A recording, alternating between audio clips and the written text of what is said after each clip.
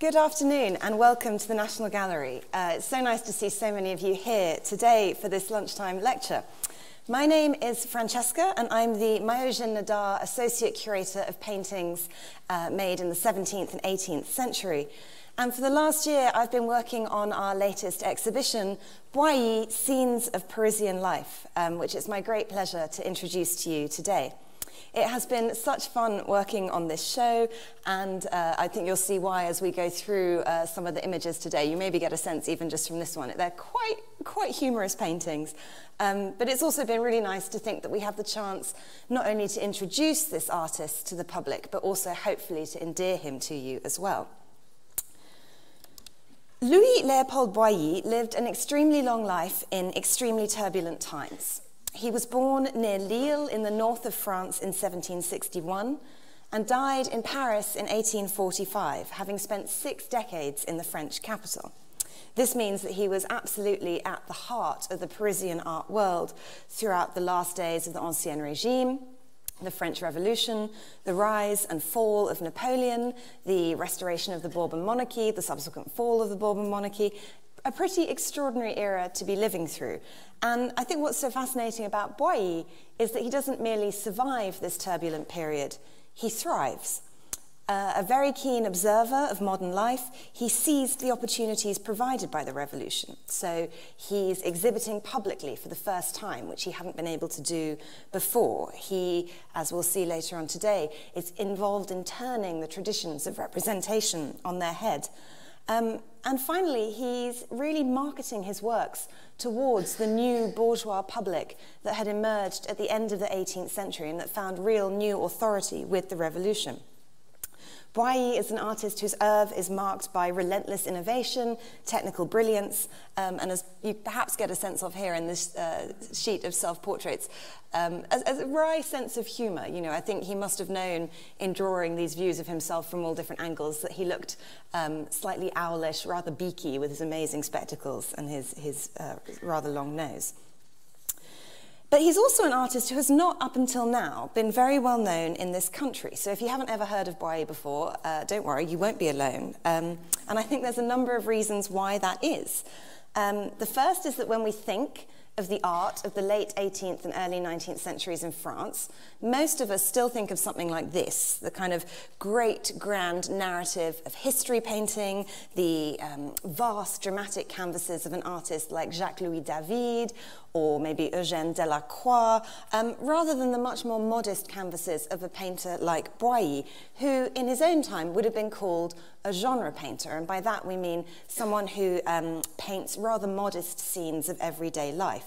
So if we look at the Salle des Grands Formats in the Louvre, those aren't really modest and they're not really of everyday life. You know, it's a much more grand kind of painting. I think the second reason we don't know so much about Boilly is because most of the truly great collections of his work do still remain in France. So at the Palais des Beaux-Arts in Lille, the Musée Carnival in Paris.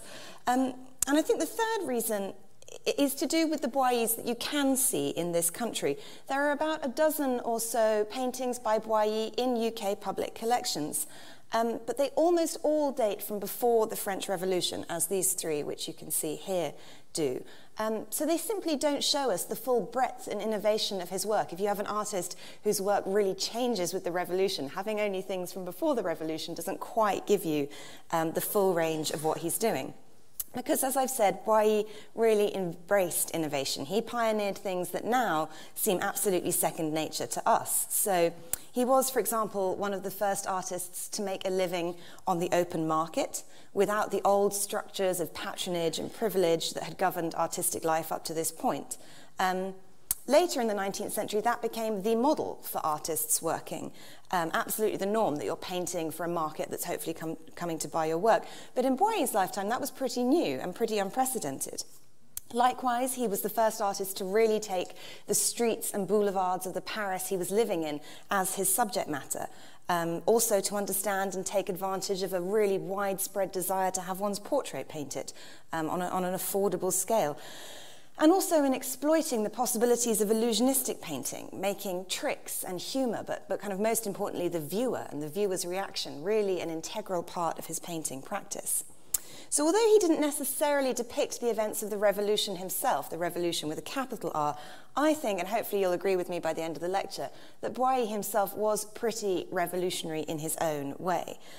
Certainly for an artist raised during the last years of the Ancien Régime, it was pretty daring to suggest that scenes of ordinary everyday life could be great art. I think the most eloquent introduction to this aspect of Boilly's work is probably found in this canvas, the public viewing David's coronation at the Louvre, which is in the collection of the Metropolitan Museum of Art. It was gifted to the Met in 2012, and sadly for us, the condition of its bequest is that it can never leave the Met. So you'll have to enjoy this one if you find yourself in New York sometime soon. As you can see, though, it's a painting within a painting. So Boilly has depicted this crowd of visitors surging in front of David's largest and most celebrated paintings.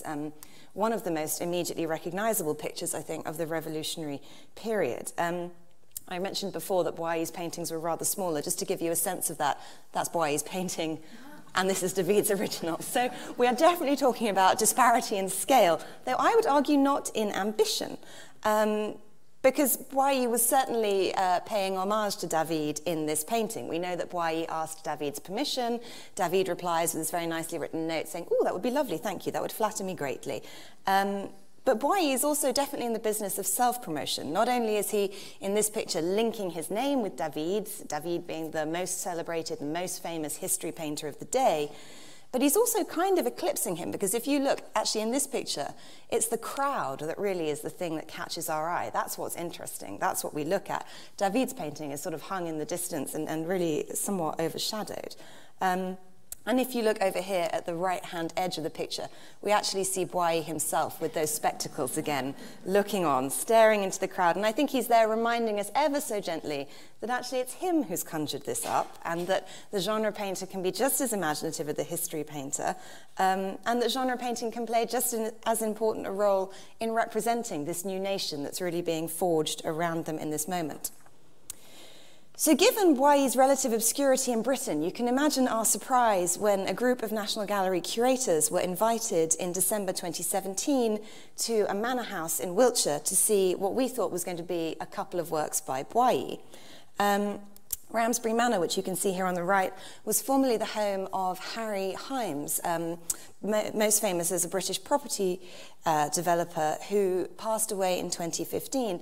And what we found when we visited Mr. Hymes' home at Ramsbury Manor was that he had, over the last 60 years, been secretly amassing the most important and largest, most important collection of Boillys in private hands anywhere in the world, none of which had ever been exhibited before.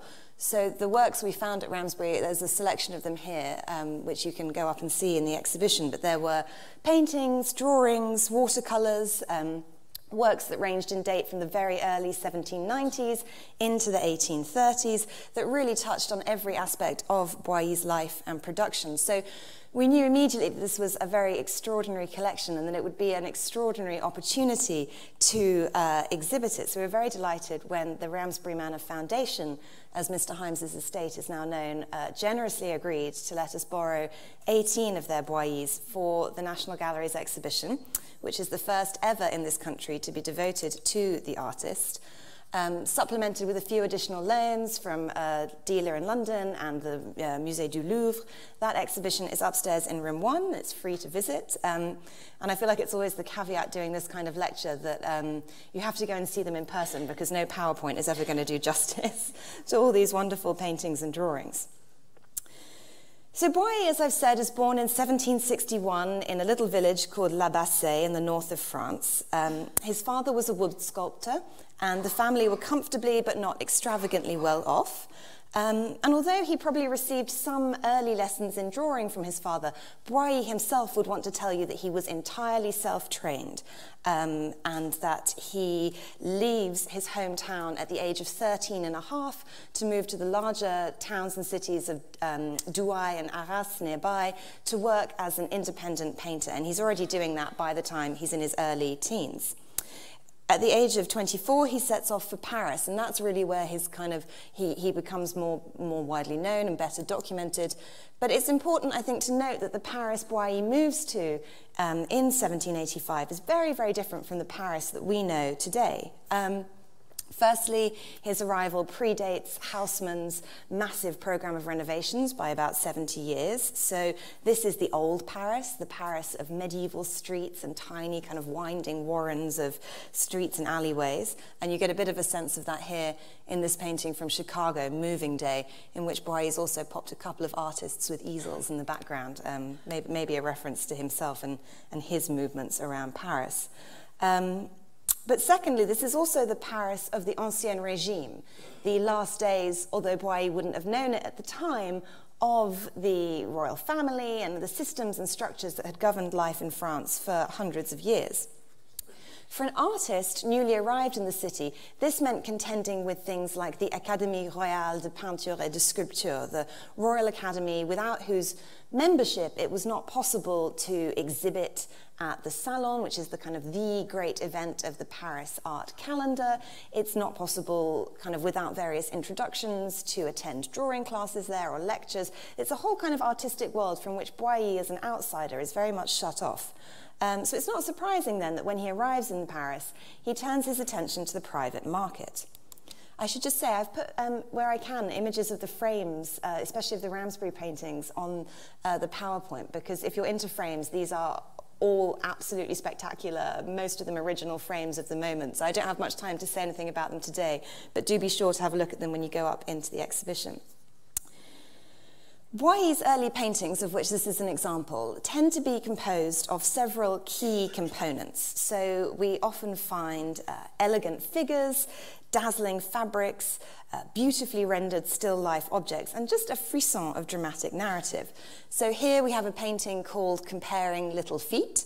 You'll notice we've got two very attractive, elegant, upper-class young ladies in a very beautiful interior who are taking off their shoes and stockings to compare their tiny little feet, which is clearly a very thinly veiled excuse to be able to paint them bending forward and removing their stockings. Nevertheless, the fabrics themselves are incredibly beautifully painted. This does no justice to them at all. And I think the thing to notice when you go and look at the pictures is this still life element here. I mean, funnily enough, the faces of these two women are slightly kind of hastily dashed off, but the still life is absolutely extraordinary, with the glass and the metal, the sheen of the guitar, these ribbons hanging off the table. Boilly has spent a lot of time doing that. And I think that's partly because he arrives into a Paris which is really the thing you want to be collecting is 17th century Dutch painting, and particularly the kind of painting popularized by artists like Gerrit Dou and the so-called fine painters, who a century earlier have really made very, very popular this incredibly high degree of finish. So I think it's quite a deliberate, calculated move on Boilly's part. So although we might think the subject matter a little risque, actually there's this incredibly high degree of finish and sophistication in the painting itself. Speaking of risque subject matter, obviously a painting like Two Young Women Kissing takes that a little bit further. But again, we have exactly the same, this very prominent still life here with the beautiful ribbons and roses, with Boilly again reminding us just how meticulous he is in his technique and the kind of miniaturist attention to detail. Looking at these two paintings right from the beginning of Boilly's career in Paris, I think it's very hard to ignore the spectre of the wealthy, inevitably male collector who would have been purchasing these paintings to enjoy in the privacy of his collection. We have no record of any commission for these.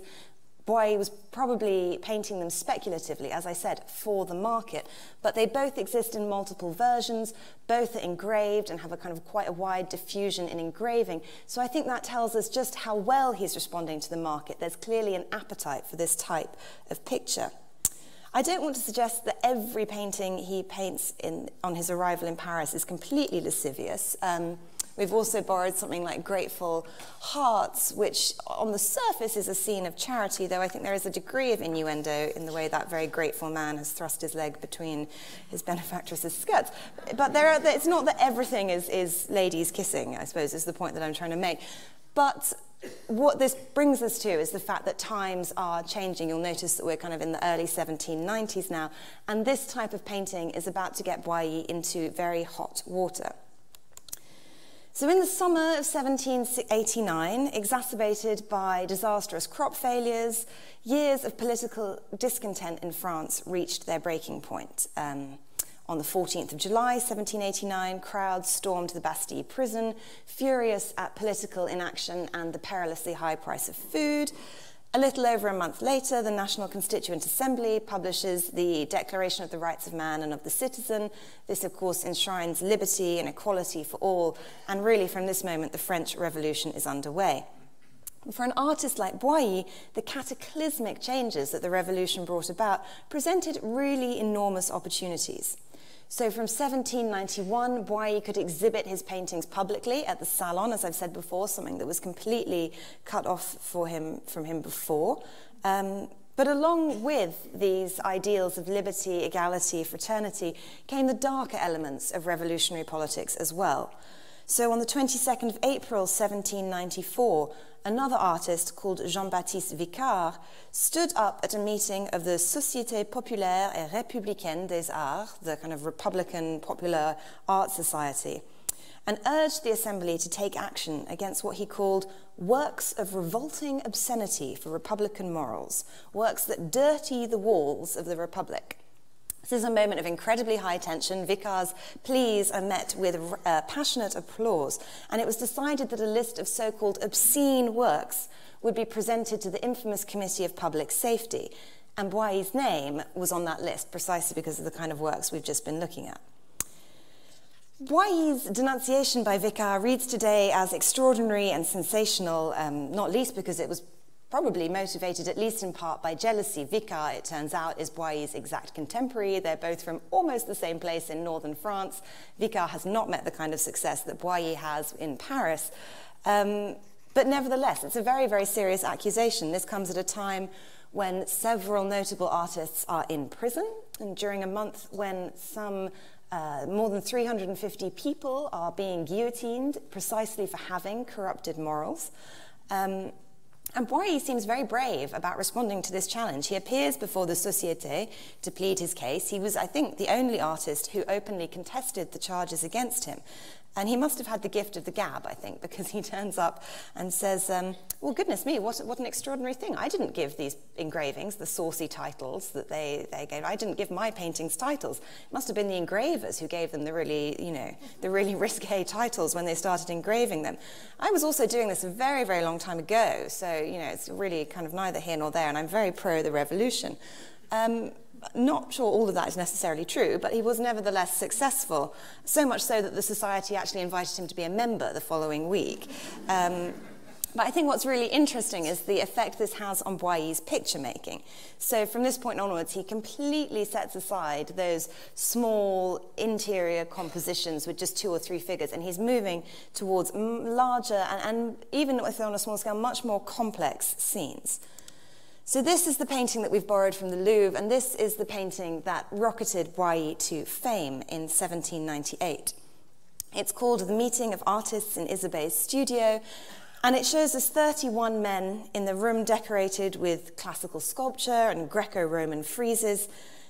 It's in a studio, as we said. This is the figure of Isabey, who was a miniature painter in red here, leaning before an easel. But you'd be forgiven for not immediately recognizing that that was an easel, because it's not that obvious.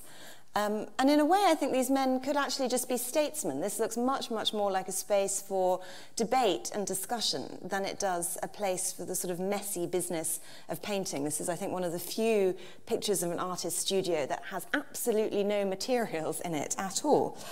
And one of the reasons that we so wanted to borrow this painting from the Louvre was to pair it with a previously very little known drawing from the Ramsbury collection, which is a study for that key group around the easel that must have been made quite early on, because you'll notice this little girl doesn't make it into the final scene. But I think, again, looking at the easel, it's interesting that Boilly, in the ultimate version, turns that easel even further away. It's quite hard to read it in profile, actually. You'd be forgiven for not knowing that was an easel at first looking at it. And I think that's the point, because this painting, although it is nominally a studio, is not actually about celebrating the incredible creativity of one particular person. Rather, this is Boilly depicting 31 of the great luminaries of his generation. So we've got 18 painters, 3 sculptors, 2 architects, 2 engravers here. He's making a really grand statement about his generation and the modern French school. And it should come as absolutely no surprise he includes himself in this. So that's Boilly there with his arm around his best friend. This was incredibly popular when Boilly exhibited it at the Salon, so much so that the critics bemoaned that a crowd was perpetually laying siege to the painting. No one had really seen anything like this before. No one had really painted something like this before, you know, with these incredibly lifelike portraits that contemporaries could pick out and know exactly who they were. A painting that was kind of part portrait, part grand statement, but you know, still on a small scale. It really was very innovative. And I think for us what it really confirms is Boilly's ability to manipulate a crowd, both in terms of figuring out this quite complex composition in the painting, but also manipulating a crowd at the Salon exhibition. He knew in painting this to exhibit that it would be the most popular painting in the room, and it was. So from this point onwards, he really embarks on a new phase of his career, filled with possibilities for what genre painting and indeed the genre painter could be. So I've said before, there's this shift. He's moving away from the small, simple compositions with just 2 or 3 figures. You see here a much larger painting, many, many more figures in it. But the kind of final shift that occurs in Boilly's work takes place around the turn of the new century. And from about 1800 onwards, what we see is that the final kind of transition is for Boilly to move outdoors. Not exclusively, he still paints interior scenes, but it's the outdoors that for him, the city streets and boulevards, that seem to hold the most kind of interest and fascination. Boilly's keen sense of observation found its natural outlet in the sustained interest in and exploration of modern urban life. He becomes, in the first decade of the new century, the first artist to really repeatedly engage with the streets and the people around him. And he does this in paint, chalk, watercolor, you know, really across a variety of media. The brush that had taken so much pleasure in those early interior scenes and the lovely still life details now has kind of the whole city around him to work with, almost infinite possibilities. Some of these explorations are rather modest in scale, like this watercolor known as To Pass, You Pay. Others that we'll see in a moment are much, much more ambitious, and they really kind of saw the genre scene writ large. So the public arena now becomes Boilly's subject. And I think it's an interesting moment for that to happen. The new century and the new social order that's kind of being worked out in France at this moment pose really difficult questions, and I think sometimes Boilly, in turn, asks those questions of us. So if we look at To Pass, You Pay, we're on a Parisian street. We can intuit from the umbrellas that are up that it's been raining. These are, of course, the days before proper sanitation, so the streets are filled with goodness knows what kind of muck. And we look at this very elegant family out for a stroll, look at their tiny little shoes, walking on this temporary wheeled duckboard in order to cross the street. But the passage on this duckboard doesn't come without a cost, because on the right-hand side of the picture, you see this chap in the hat and the blue jacket sticking his arm out, demanding some kind of payment. He's the person who set up the crossing, and he wants money from it. But I think the question for us is, well, should the family pay him? Is this someone who's performed a kind of genuine public service, or is it somebody who's out on the make? And I think that's the kind of tension that Boilly leaves us with. The beautiful companion drawing to this is called The Little Chapel. And you see them up in the exhibition, it's quite nice to look at the pair together, because on the surface, this seems to present a much simpler relationship with charity in this period. Again, we've got a very elegant Parisian family walking through the streets, and these little children here are holding out sort of donation plates. They're doing that because what they've set up on the left-hand side of the picture is a temporary street altar. This was a tradition in Paris, particularly around the feast of Corpus Christi. They've made this lovely little altar with flowers and objects, and they're asking money for it. And they look terribly sweet, so of course the family should give them money. There's no question about that at all. There's nothing kind of sinister or troubling about them doing that. On the other side of the picture, we see a beggar couple. And again, the family's little boy is being encouraged to give them money because they look poor and they look needy. So it's quite a simplistic view of charity, this one. And I think Boilly, in pairing it with the other painting, it sort of asks us to be a bit more complex about it. And one thing that we see over and over in his urban scenes are the kind of less savoury elements of urban life creeping in around the edges, the poverty, the need, disability, the people who don't have any kind of social any sort of social services or structure in which to support them. And that's obviously something that he feels quite strongly, because we'll see that again and again. One critic describing a street scene that Boilly exhibited in 1804 noted that it was both a very beautiful picture, very truthful, he said, in its drawing, and that it admitted, quote, none of the details that we see every day. And I think that's something that we come back to again and again, that there's really something very truthful in these pictures. They're very real.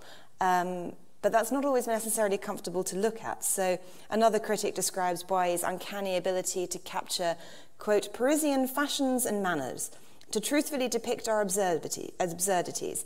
Everyone recognises his neighbour in it. And I think we might definitely see that in a picture like the barrel game here, in which we're outside a wine shop. If you go and look at the picture, you can see that says Commerce de Vin, a little bit like Madame Defarge, maybe, in her wine shop in Tale of Two Cities. And there's kind of people out in the foreground. There's a group of labourers here who are playing what is known as the barrel game. They're throwing little metal discs into the tabletop. But in a way, what's more interesting are the people we find around the edges. So there's an argument breaking out here. This woman looks incredibly unhappy to be being kissed by this soldier, and this person seems to be urinating in a corner. So to spot your neighbour in Boilly's paintings, to see yourself in them, was not necessarily the most flattering thing, I think. Crowds really were Boilly's favourite subject matter, and they're one of the great strengths of the Ramsbury collection, and particularly pleasing in the context of the Ramsbury works, because Mr. Himes, as a collector, clearly liked to pair things together. So the two watercolour drawings we were just looking at were conceived as a pair, though he bought them at different times and kind of put them back together. And we see that again in two works of about the same size, known as The Poor Cat. So this drawing was made in 1825 in preparation for a lithograph, and the poor cat is this little critter up here in the kind of Punch and Judy show, who is possibly about to be hung up by the little puppet figure or batted over the head. Something unpleasant is going to be happening to him. But this is exactly the sort of thing that Boilly loves, the kind of new modern leisure pursuits available in the streets of Paris, the idea of getting a crowd together and being able to bring everyone into one space, rich, poor, good, bad. So we see that this very elegant lady here, the chap with the top hat, little street urchin who seems to be stealing that man's dog, all kinds of things going on. And 7 years later, Boilly comes back to this painting in oil. And I think one of the really fun things in the show is definitely to look at these two together and look at all the different changes he makes. Really relishing here, I think, oil paint's expressive possibilities. So you'll notice that fashions have changed over the course of 7 years. So this lady's sleeves have got a lot bigger and her hemlines got shorter. This lady here, who was passing around the collecting bowl, has become rather haggard. She's obviously had a rather difficult 7 years in the oil painting. And the little boy who's stealing the dog actually is now picking a pocket. But what we get kind of overall is the kind of periphery of the city as well. That's what oil paint allows him in this instance. So we have the carriage going by, rather menacing actually, I think, just with the hands showing and no sense of who the person is. Two soldiers in the background. And then again, as I was saying about, the kind of difficulty and need around the edges of the city, this beggar family, this sleeping child with the bare feet, I think a very poignant contrast to when you see the painting in the flesh. The shoes of that little girl are really bright red and obviously very fine. So we have these two things together. Boilly's most ambitious crowd scene, though, and the kind of masterpiece of the Ramsbury collection, is his carnival scene, painted in 1832 when he was 71 years old. He had never attempted such a wide panorama of the city before, nor so many characters. So these three kind of foreground clumps alone comprise something like 70 figures. To me, there's something very kind of strange and dreamlike about this painting. We've got ordinary life turned on its head as men dressed as monkeys roam the street, or kind of wild beasts. I don't really know if that's a man dressed as a beast or a dog that's been trained to ride a horse. Both of them are kind of equally peculiar. There's figures from the Commedia dell'arte, the Harlequins in their diamond patterned suits, the Pierrots dressed all in white. And also, when you go and look at the painting, you see there's a kind of infinite number of details, devils and nuns and masked figures. At the center of the composition, we have these two figures, sort of spectres from the Ancien Regime, dressed up as if kind of ghosts from the past. And then just behind them, maybe it's easier to look here, a cart filled with carnival figures, but that looks exactly like the kind of revolutionary tumbrils which carried all those aristocrats to their death. So it's a way for Boilly really not only to paint the city that he loves and the people in it, but actually also to kind of bring together symbolically all the different eras that he'd lived through. It's also a natural showcase, I think, for his wry sense of humour, so make sure not to miss this little dog, maybe it's easier to see in the slide before, who's run off with a theatrical mask over its tail to give the illusion that its bottom is talking. So he's not always totally highbrow in the humour that he uses in these works. When it came to producing a catalogue for a sale that he held in 1829, Boilly sought to set down in writing his own view of his artistic reputation, noting in the introduction that he was familiar with, quote, almost every genre of painting. It was in relation to portraiture that this familiarity was most explicitly quantified. So Boilly, we're told in 1829, had by this point painted some 4,500 portraits. And he makes a joke that if no one but the sitters in his portraits comes to his exhibition, they'd be very well attended, which is sort of rather sweet. I'm just showing you a selection of these portraits here, which was sold just in the last year or two on the art market. These 4,500 portraits, and actually later he says it might be 5,000, and most scholars tend to agree that 5,000 seems about right, are of a very, very specific type. So we have 3 in the exhibition, and they really give you a sense of that, despite how different their sitters are. These portraits are all 22 by 17 centimetres in size. They are all painted in oil on pieces of prepared canvas. They all show exactly the same kind of proportions of their figures, kind of head, shoulders, never any hands, often turned a little angle to the picture plane. There doesn't seem to be much underdrawing. He's obviously saving himself time by not including the sitter's hands. And in fact, Boilly boasts that he can paint these in under 2 hours, which is a pretty showy-offy statement. I don't know how true that is, but I mean, clearly he's trying to impress upon us that it's a very, very kind of quick process to sit for him. And not only the kind of speed of the execution, but also this idea of seizing very quickly the perfect likeness. They were very affordable pictures, about 120 francs. And this is where Boilly makes his living. In that 1829 sale, we see some of his most famous pictures, the big crowd scenes and street scenes that had done so well for him at the Salon. They're still with him in 1829, so they've not yet made him any money. What makes him his money is 5,000 portraits like this. And this is a case in the exhibition where I really do look at the frames, because although these 3 sitters are completely unconnected, the frames are the same. So he's obviously got someone who's doing him kind of job lots of all these things as he works. These are not the only kind of portraits that Boilly makes, so we've been very lucky from the Ramsbury collection to borrow this gorgeous portrait of Madame Guérin, her son and her stepdaughters.